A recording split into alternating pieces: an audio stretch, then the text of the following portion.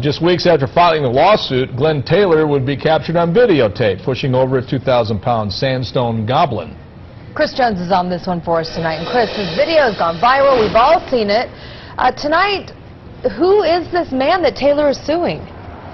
Well, his name is Alan McDonald. He lives in Alpine, and his daughter had been involved in an accident with Mr. Taylor some 4 years earlier. So McDonald was pretty surprised when he saw a lawsuit filed against he and his daughter. In it, Mr. Taylor saying that he had been debilitated because of that accident.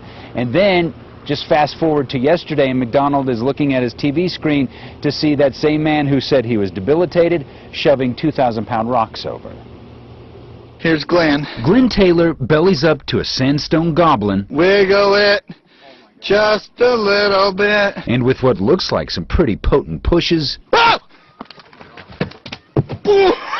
topples this 200-million-year-old natural heirloom to the ground. Muscles over here pushed it off. I just feel a little surprised because he looks like a fairly strong, able-bodied guy to me. Alan McDonald watched that video with great interest. My daughter was 16 years old at the time, inexperienced driver. Because in 2009, his teen daughter was in an accident smashing into several cars, including Taylor's. It was 4 years ago. Although no one went to the hospital that day, McDonald was shocked to see a personal injury lawsuit land in his lap from none other than Glenn Taylor, claiming he had, quote, endured great pain and suffering, disability, impairment, and loss of joys of life.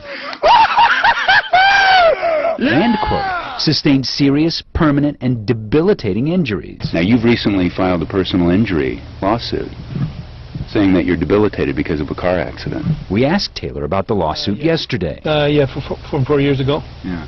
You don't look very debilitated in that video. You didn't see how hard I pushed.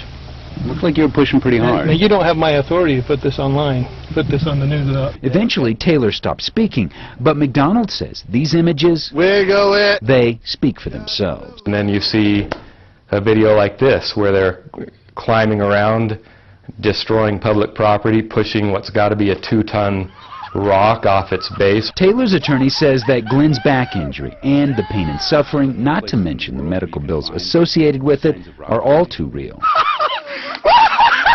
Nonetheless, tonight, McDonald has some real questions about how disabled Glenn Taylor was when he filed the lawsuit and when he toppled this rock. It just begs the question, is this a legitimate claim or is it, a bit fraudulent? Is it a bit overreaching? So at this point, McDonald has not actually been notified that he's been served. He does, however, know that it is in the court system. Now, we spoke with Taylor's attorney today. He says that there were medical expenses, there is pain and suffering that his client has suffered.